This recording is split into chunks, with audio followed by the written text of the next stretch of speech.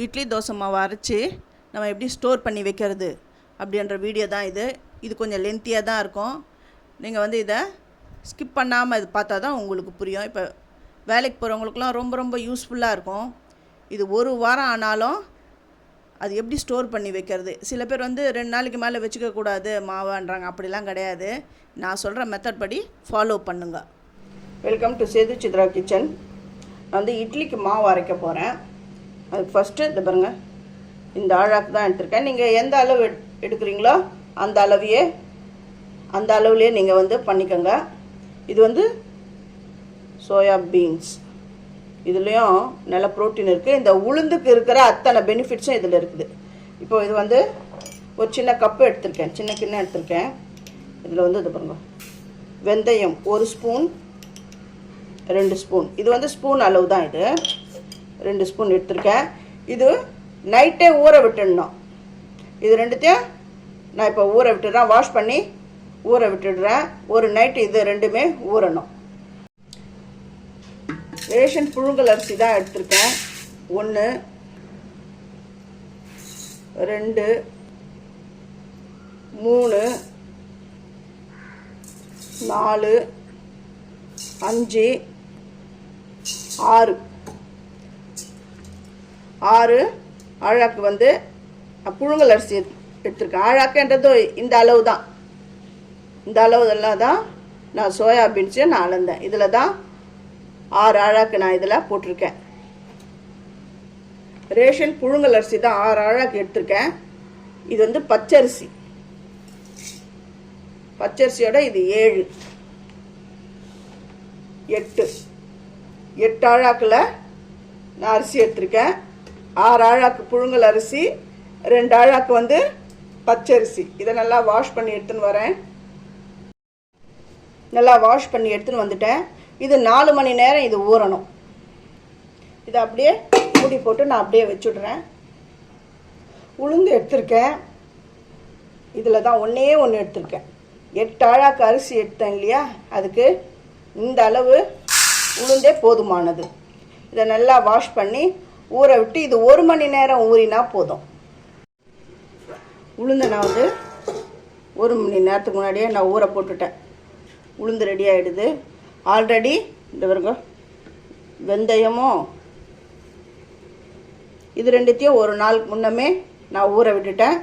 உளுந்தை 1 மணி நேரத்துக்கு முன்னாடியே ஊற விட்டேன். இந்த அரிசியை இந்த அரிசி எடுத்து காட்டுறேன். இந்த அரிசி 4 மணி நேரமாக ஊறுது. இப்போ என்ன பண்ணணும் அப்படின்றத அடுத்த ப்ராசஸ்க்கு போகலாம். ஃபஸ்ட்டு இந்த மிக்ஸி ஜாரில் ஊற வச்ச வெந்தயத்தை நான் இதில் சேர்த்துடுறேன். அந்த ஊற வச்ச அந்த தண்ணியோடு தான் நான் சேர்த்துருக்கேன். இது ரொம்ப அரைக்கணும்னு அவசியம்லாம் கிடையாது. சும்மா ஒரு ஓட்டு அவ்வளோதான். இந்த 2 பீட் அடிச்சிட்டேன். இந்த அளவு சும்மா ஒரு சுத்து அடித்தா போதும். அதுக்கப்புறம் ஊற வச்சுருக்கிற அந்த சோயா பீன்ஸை நான் இதில் சேர்க்குறேன். இது எல்லாத்தையும் நான் இதில் சேர்க்குறேன்.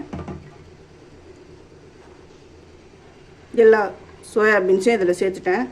தண்ணி கொஞ்சம் விடுறேன். இது வெந்தயம் ஊற விட்ட தண்ணி தான். அதில் தான் அந்த தண்ணியை தான் இதில் விட்டுருக்கேன். இதை மூடிட்டு இப்போ அரைக்கிறேன். அவ்வளவுதான். இது பாருங்கள், இது அரைப்பட்டு பாருங்கள். இன்னும் ஒரு ஓட்டி எடுத்துன்னு வந்துடுறேன். ஏன்னா அது பாருங்க முழுசாக இருக்குது. கொஞ்சம் பாதியாக இருக்கணும். அதுக்குன்னு ரொம்ப பீட் பண்ணணும்னு அவசியம் கிடையாது.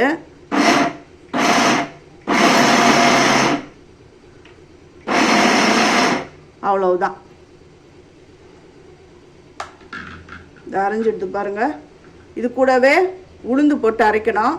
இடம் பத்தாது. அதனால் இதை கிரைண்டரில் சேர்த்துட்டு நெக்ஸ்ட்டு உளுந்து அரைக்கலாம். இதை நான் எடுத்து கிரைண்டரில் சேர்க்குறேன். நான் இப்போ இதில் அரைச்ச இந்த சோயாவை இதில் சேர்க்குறேன். இதுக்கப்புறம் உளுந்து அரைச்சி சேர்க்கணும். இது சோயாவை இதில் சேர்த்துட்டேன்.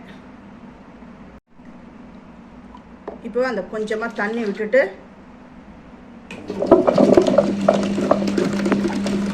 இது அரைக்கட்டும். இப்போ நம்ம போய் மறுபடியும் உளுந்து அரைச்சி எடுத்துன்னு வந்துடுவோம். இப்போ இதில் உளுந்து சேர்க்குறேன்.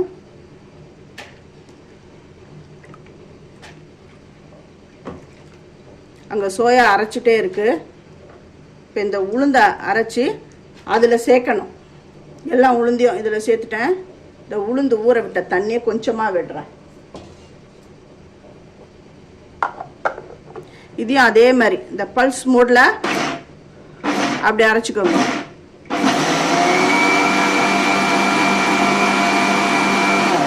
அவ்வளோதான். இந்த அளவுக்கு அரைப்பட்டாலுமே போதும். இந்த அளவுக்கு அரைப்பட்டாலுமே போதும். இப்போ நான் இதையும் அந்த கிரைண்டரில் சேர்த்துடுறேன். இப்போ இந்த அரைச்ச இந்த உளுந்தை இதில் சேர்க்குறேன். நம்ம சேர்த்த உளுந்து வந்து கொஞ்சம்தான், ஆனால் இது எவ்வளவு உளுந்து வரப்போகுதுன்னு பாருங்கள். அரைச்சி எவ்வளோ வரப்போகுதுன்னு பாருங்கள். இதில் கொஞ்சமாக தண்ணி விட்டுக்கிறேன். ரொம்ப இல்லை, கொஞ்சமாக தண்ணி விட்டுக்கிறேன். உளுந்து எல்லாம் ஒட்டின்னு இருக்கிறதெல்லாம் இந்த பாருங்கள் இதில் கொட்டிட்டேன். நாம் போட்ட உளுந்து எவ்வளோ, இப்போ அரைச்சி வர்றது எவ்வளோன்னு பாருங்கள்.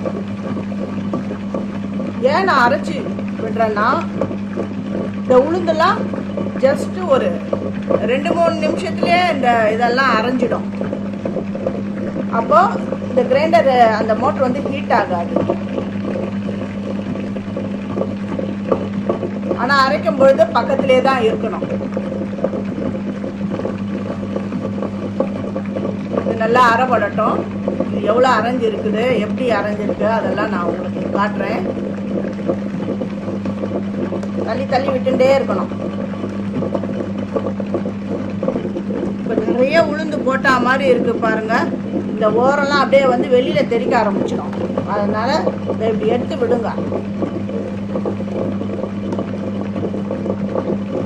அதுக்குள்ள எவ்வளோ சீக்கிரம் நல்லா மசிஞ்சிடுதுன்னு பாருங்களேன். இன்னும் கொஞ்சம் மசிஞ்ச உடனே நம்ம எடுத்துடலாம். உளுந்து எவ்வளோ போட்டோம், எவ்வளோ வந்திருக்குன்னு பாருங்கள். அதுவும் இல்லாமல் இது வருங்க, வெண்ணெய் மாதிரி அரைஞ்சிருக்கு. இது எப்படின்னு பார்க்கலாம். இது இந்த அளவுக்கு அரைஞ்சிருக்குது அப்படின்னு காட்டுறேன் உங்களுக்கு. அந்த உளுந்து ஊற வச்ச தண்ணி தான். இந்த தண்ணியை கொஞ்சம் கொஞ்சமாக விட்டு தான் நம்ம அரைக்கணும். பார்த்தீங்களா? இதாருங்க, அப்படி எடுத்தால் அப்படி ஒட்டாமல் வருது பாருங்க. இந்த பதத்துக்கு அரைச்சிக்கணும். இப்போ நான் இதை எடுத்துட்டு அரிசியை போடுறேன். அரிசி எப்படி அரைப்படணும் அதையும் நான் உங்களுக்கு சொல்கிறேன்.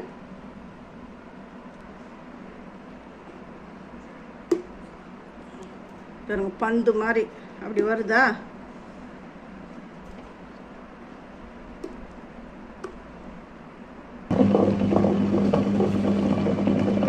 இது ஓட விட்டு அப்படி எடுக்கணும். அப்போ தான் வாட்டம் வரும். இப்போ உளுந்து எல்லாத்தையும் எடுத்துட்டு அடுத்தது நான் அரிசியை போடுறேன்.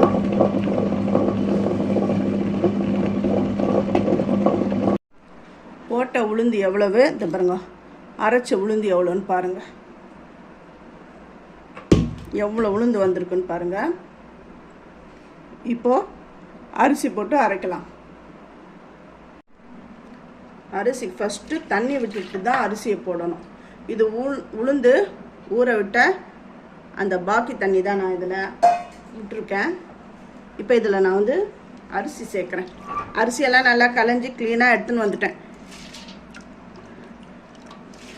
அப்போவே வாஷ் பண்ணிட்டேன். நான் வாஷ் பண்ணிவிட்டு நல்லா களைஞ்சிட்டேன்.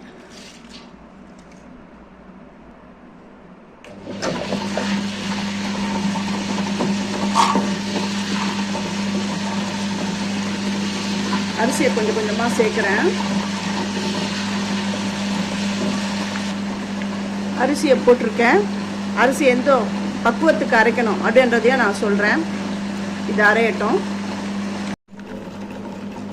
அரிசி நல்லா அரைஞ்சிடுது. இங்கே பாருங்கள், கொஞ்சம் லைட்டாக குருணையாக இருக்கணும்.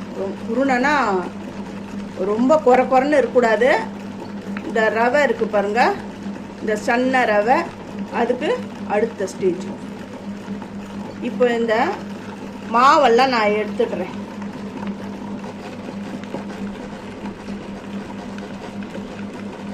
இந்த உளுந்தில் போடுறேன். இந்த உளுந்தே எவ்வளோ வந்திருக்குன்னு பாருங்கள். நான் போட்ட உளுந்து எவ்வளவு, அரைச்சி எடுத்த உளுந்து எவ்வளோன்னு பாருங்கள். நான் சோயா சேர்த்தேன் இல்லையா, இந்த சோயாவுக்கும் இந்த உளுந்துக்கும் எந்த ஒரு டிஃப்ரென்ஸும் கிடையாது. இட்லி சூப்பராக வரும். நீங்கள் உளுந்தை கம்மி பண்ணிவிட்டு ஒரு தடவை இந்த மாதிரி நீங்கள் அரைச்சி பாருங்களேன். அப்புறம் வெந்தயம் வந்து ஒரு நைட் ஃபுல்லாக ஊறினது. இந்த வெந்தயமும் இந்த சோயாவும், இந்த வெந்தயம் ரொம்ப ஊறினதுனால அதுக்கு கசப்பு தன்மைலாம் இருக்காது. இப்போ இதெல்லாம் நான் எடுத்துகிட்டு நான் உங்களுக்கு காட்டுறேன். மாவு ஓடிட்டே இருக்குது. இதை பாருங்கள், ஃபுல்லாக ஆகிடுது. இனிமேட்டு இந்த அரிசி எடுத்து போட்டேன்னா வழிஞ்சிடும். இப்போ நான் வேறு ஒரு பெரிய கண்டெய்னரில் இதை மாற்றி வச்சு விட்றேன். இந்த மாவை அரைச்சி எடுத்துன்னு வந்துட்டேன். இது எல்லாமே அந்த உளுந்து இந்த அரிசிலாம் ஒன்று சேர்கிற அளவுக்கு நல்லா கலந்து விடணும். கொஞ்சம் திக்காக இருந்ததுன்னு வச்சுக்கோங்க. இந்த தண்ணி, இது கிரைண்டரை அரைச்சோம் இல்லையா, அந்த தண்ணி தான். அந்த மாவெல்லாம் கொஞ்சம் ஊற்றி எடுத்துன்னு வந்திருக்கேன். அந்த கிரைண்டரை அதில் இருக்கிற மாவெல்லாம், ஒட்டின்னு இருக்கிற மாவெல்லாம் தண்ணி விட்டு அப்படி எடுத்துன்னு வந்திருக்கேன். இது எல்லாமே நல்லா கலந்து கொடுக்கணும். இப்போ உப்பு போடக்கூடாது. இந்த மாவை உளுந்து அரிசி ரெண்டுத்தையும் ஒன்று சேர்ந்து வர அளவுக்கு கலந்துட்டேன். இப்போ என்ன பண்ணணும்னா, நாளைக்கு அதாவது காலையில் இட்லி செய்ய எந்த அளவு மாவு வேணுமோ அந்த மாவு எடுத்துட்டு மிச்சத்தை இந்த கண்டெய்னரில் நான் கொட்டிடுறேன்.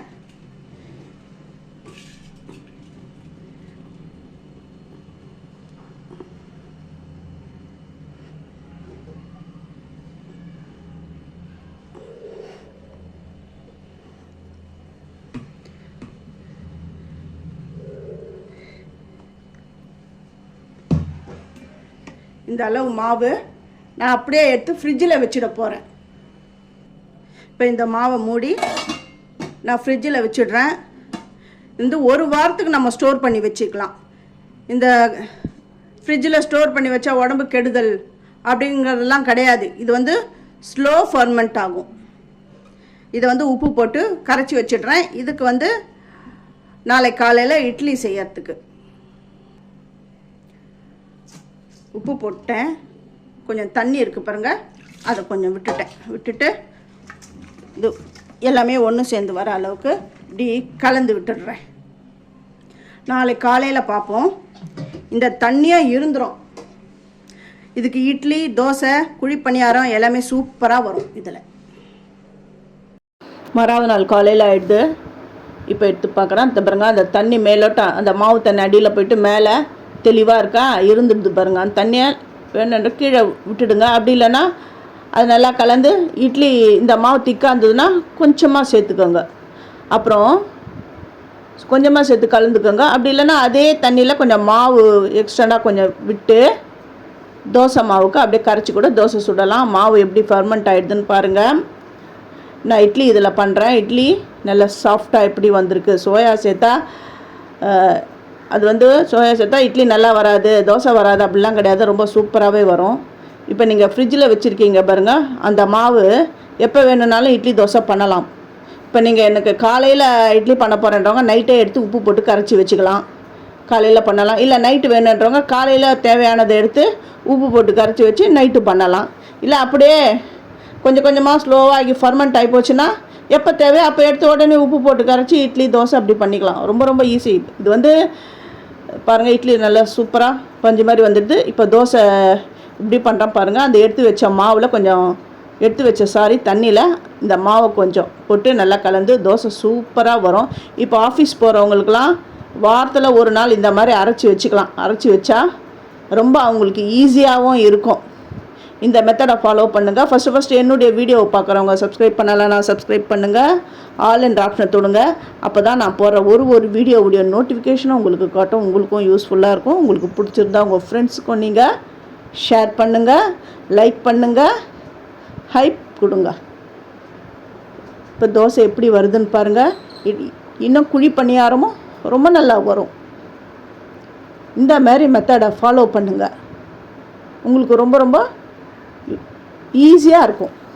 இப்போ வேலைக்கு போகிறவங்களாம் வீக்லி ஒன்ஸு அரைச்சி வைப்பீங்களா? இந்த மாதிரி மெத்தடில், நான் சொல்கிற மெத்தடில் இப்படி அரைச்சி இப்படி வைங்க. பாருங்க, தோசையும் ரொம்ப பிரமாதமாக வந்திருக்கு. இட்லி தோசை சூப்பராக வந்திருக்கு பாருங்கள். தேங்க்யூ.